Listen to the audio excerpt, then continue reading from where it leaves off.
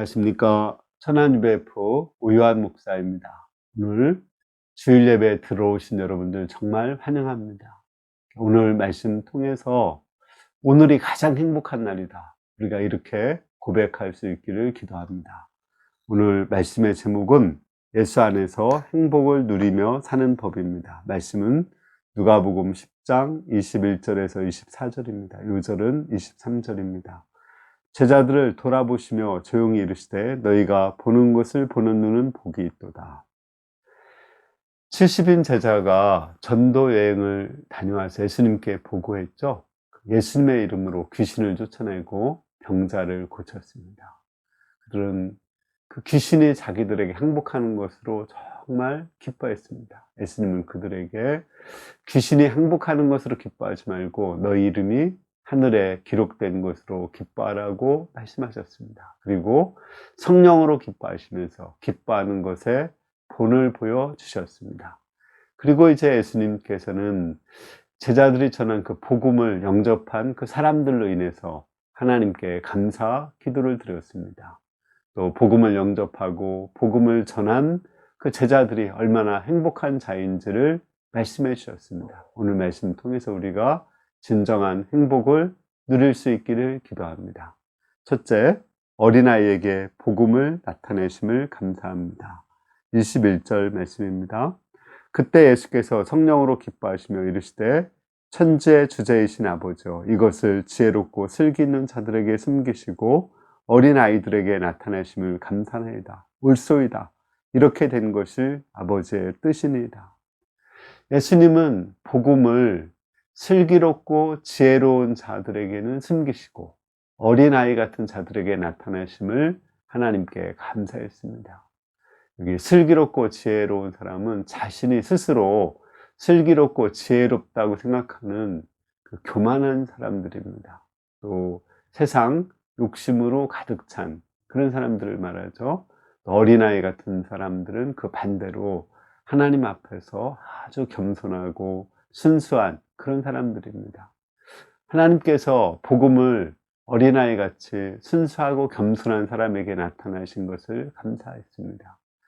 하나님은 우리에게 복음을 나타내기 위해서 때로 우리를 어린아이 같이 순수하고 겸손하게 만들어 가십니다. 때로는 우리가 재산상의 손실을 입게도 하시고 또 건강을 잃게도 하십니다. 또는 사랑하는 사람이 떠나게도 하시고 또 사랑하는 사람이 죽음을 맛보게도 하십니다. 그래서 그 죽음을 통해서 우리가 겸손하고 또 순수하게 만들어줍니다. 그 죽음 앞에 서면 어떤 권력자도 어떤 부자도 어떤 그 미모를 가진 사람도 교만할 수 없죠. 모든 것이 다 무로 돌아가기 때문에 겸손할 수밖에 없습니다. 이렇게 겸손하게 만들고 나서 하나님은 복음을 영접하게 하십니다. 또 우리 편에서도 하나님 앞에 설 때 겸손할 수가 있습니다. 하나님 앞에 서면은 내가 아무것도 모르는 자이다, 무지한 자라는 것, 모른다는 것을 알게 됩니다. 내가 아는 것은 정말 그 뉴턴이 고백했듯이 그 넓은 바닷가에서 그 조개 껍질 하나 주운 것 같이 아주 작은 것임을 깨닫게 됩니다. 또 우리가 살아계신 하나님 앞에 설 때 그 얼마나 우리가 죄악된 자인가 고백을 하게 됩니다. 우리 이사야가 그 거룩하신 하나님 앞에 섰을 때 하루다 내가 망하게 되었다, 이렇게 고백을 하죠. 또 베드로가 고기를 많이 잡는 걸 통해서 살아계신 그 하나님을 체험하게 되었을 때 주여 나를 떠나소서 나는 죄인이다, 이렇게 고백을 했습니다. 우리가 이렇게 살아계신 하나님 앞에서 나를 발견할 때 우리는 아주 겸손하고 순수해집니다. 이것이 바로 산상보훈에 나오는 그 행복이라고 생각이 됩니다. 거기 보면 마음이 가난한 자는 복이 있나니 하나님 나라가 저희 것이다, 이렇게 말씀했죠. 또 마음이 깨끗한 자, 욕심이 없는 자는 복이 있나니 하나님을 본다고 했습니다. 의에 줄이고 목마른 자는 복이 있나니 그들이 하나님으로 배부름을 얻을 것이라고 했습니다. 또 이사야서에 보면 하나님 앞에서 떠는 자, 말씀 앞에서 떠는 자는 복이 있나니 하나님이 그들을 굽어 살피시고 기도를 들어주실 것이라고 말씀했습니다. 우리가 이렇게 하나님 앞에서 자기를 발견하고 또 죽음 앞에서 자기를 발견할 때 우리는 한없이 어린아이 같아지고 겸손해질 수 있습니다. 그러면 우리가 그 복음을 깨달아 할 수 있죠. 우리 이어령 그 지성에서 영성으로라는 책을 쓰신 분, 이어령 그 박사님, 우리나라 최초의 문체부 장관을 하신 그분이 있죠. 그 딸 이민아 씨가 이제 실명의 위기에 처하게 되었습니다. 그때 하나님 앞에서 겸손하고 기도하고, 그리고 나서 예수님을 그리스도로 고백하게 되었습니다. 우리 정근모 박사님, 우리 호서대 총장도 하고 과기부 장관도 하신 분입니다. 아들이 죽을 병에 걸렸어요.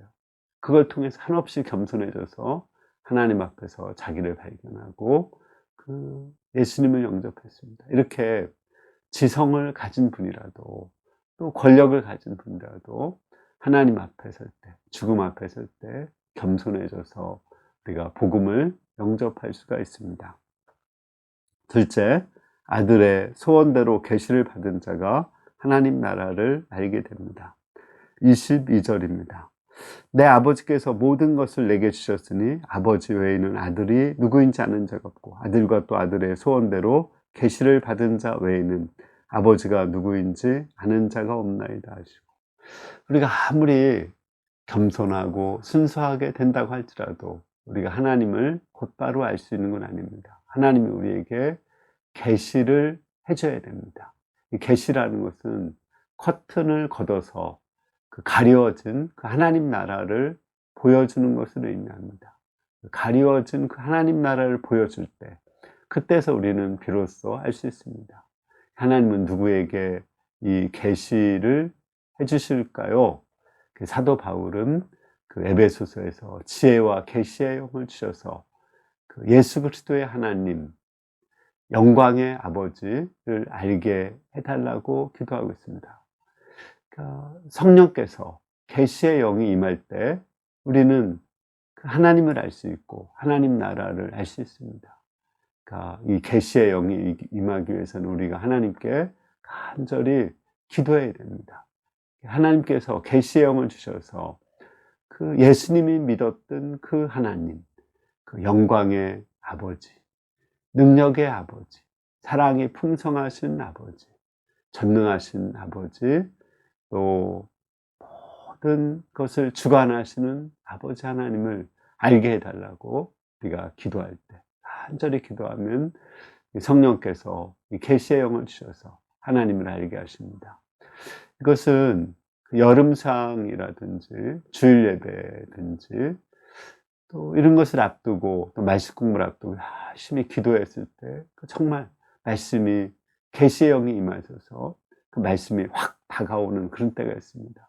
그러니까 평상시 보던 그 말씀이 나한테 확 다가올 때가 있거든요. 그때가 계시의 영이 임할 때입니다. 그걸 위해서는 기도를 해야 됩니다. 본인이 기도해야 되고 또 누가 나를 위해서 중보 기도를 해줘야 됩니다. 제가 예수님의 십자가를 처음 알 때 물론 그 전에도 십자가에 대해서 많이 들었습니다. 그런데 어느 한 분이 나를 위해서 정말 눈물로 기도해 주시는 그 한 분이 있었습니다. 그분을 통해서 그 십자가가 나한테 다가왔고 예수님이 내 저주를 감당하시고 내 죄값을 치르신 것을 알고 예수님을 영접했습니다. 또 한 번은 내가 밤새 여름사이에 가서 기도했을 때 그때 그 십자가의 말씀이 소감했을 때 나한테 확 다가오고 내가 바로 예수님을 십자가에 못 박은 장본인이라는 것을 깨닫고 회개하게 되었습니다. 따라서 우리가 계시를 받기 위해서는 하나님 앞에 나가서 간절하게 기도를 해야 됩니다. 세 번째, 하나님 나라를 보는 자는 복이 있습니다. 23절에서 24절입니다. 제자들을 돌아보시며 조용히 이르시되 너희가 보는 것을 보는 눈은 복이 있도다. 내가 너희에게 말하노니 많은 선지자와 임금이 너희가 보는 바를 보고자 했을 때 보지 못하였으며 너희가 듣는 바를 듣고자 했을 때 듣지 못하였느니라. 예수님은 제자들이 많은 선지자와 임금들보다 복이 있다고 말씀하십니다. 왜냐하면 그들은 제자들이 보는 그 하나님 나라를 보고자 했는데 보지 못했기 때문에 그렇습니다.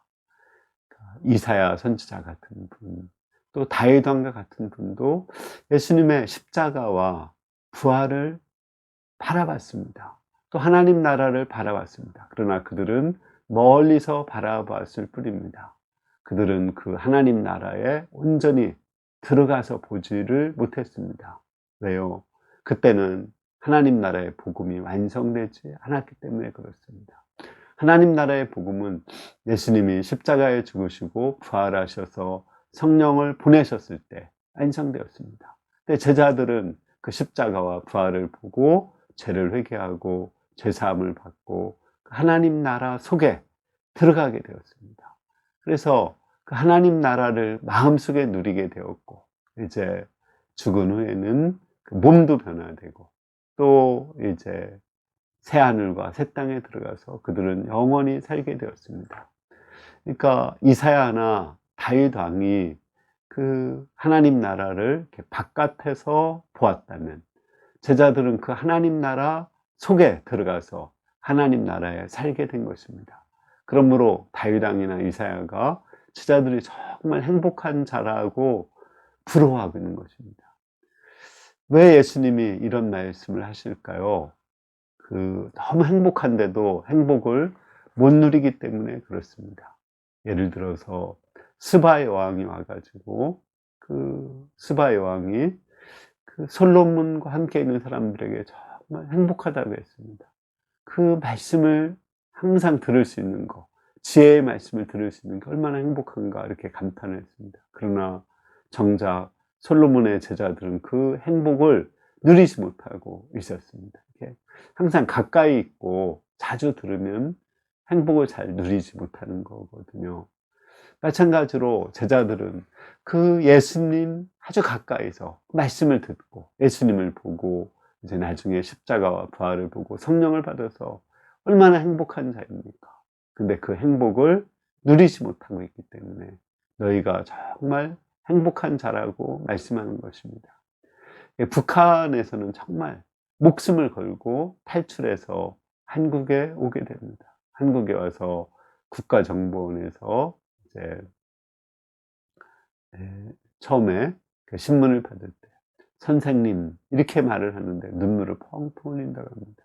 거기 가면은 엄청난 고문을 받고 막 쌍욕을 하고 이렇게 할 거라고 들었는데 인격적인 대우를 받는 거예요.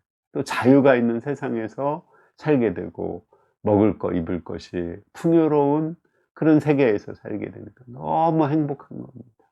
밥솥이 말을 하는 밥솥을 보고 깜짝 놀란다고 합니다. 근데 그 밥솥을 또 쓸만한 걸 버리는 걸 보고 더 놀란다고 합니다. 근데 우리는 그러한 풍요와 그 자유 속에 살고 있습니다. 그런데 우리가 정말 천국처럼 느끼고 있나요? 많은 사람들이 한국에 살면서도 헬 조선이라고 하면서 불행해하고 있습니다. 우리는 이 한국에 살고 있다는 것, 또 여기서 우리가 예수님을 영접하고 죄사함 받고 하나님 나라를 체험하고 있다는 것, 이것이 얼마나 큰 행복인 줄 알고 깨닫고 우리가 하나님께 감사와 찬양을 드려야 됩니다. 이 행복을 누려야 됩니다. 신앙생활을 가장 잘하는 사람은 누굴까요? 지금 여기가 가장 행복한 곳이다. 가장 아름다운 곳이다. 가장 사랑스러운 곳이다. 바로 여기가 하나님 나라라고 생각하며 사는 사람, 그 사람이 신앙생활을 가장 잘하는 사람입니다. 우리가 오늘 말씀 통해서 결론적으로 우리는 지금 예수 그리스도의 복음을 알고 있습니다. 물론 우리 가운데 많은 문제가 있죠. 때로 몸이 아플 때도 있고요. 또 이렇게 사랑하는 사람이 떠날 때도 있습니다. 또 시험에 실패할 때도 있죠. 이게 우리의 현실입니다. 그러나 우리 안에 예수님이 우리 안에 들어오셨습니다. 우리가 천국에 들어갔습니다. 우리는 그 하나님 나라를 맛보며 살고 있습니다. 우리는 정말 어떠한 가운데서도 초막이나 궁궐이나 그 어디나 우리는 하나님 나라입니다. 그 예수님과 동행하면 하나님 나라입니다. 코로나로 인해서 우리가 많이 힘들고 어렵지만 예수님과 동행하는 가운데 하나님 나라의 행복을 오늘 여기서 누릴 수 있기를 간절히 기도합니다. 제가 잠깐 기도하고 마치겠습니다. 은혜로우신 하나님 아버지, 오늘 말씀 통해서 우리가 얼마나 행복한 자인지, 또 하나님 나라에 들어가고 하나님 나라를 소유한 자인지 알게 하셔서 감사합니다. 여러 가지 부정적인 현실, 어두운 현실이 있지만 이 가운데서도 우리가 하나님 나라의 복음을 누리며 살 수 있기를 기도합니다. 성령께서 말씀을 들은 한 사람 한 사람의 심령에 하나님 나라를 허락하여 주십시오. 감사하고 예수님의 이름으로 기도했습니다. 아멘. 감사합니다. 여러분들 한 주간 오직 우리의 관심이 예수님께 관심을 가지고 예수님께 초점을 맞추고 예수님이 우리 안에 거하시고 예수님과 동행하고 교제하는 가운데 하나님 나라를 누리며 살 수 있기를 기도합니다. 감사합니다.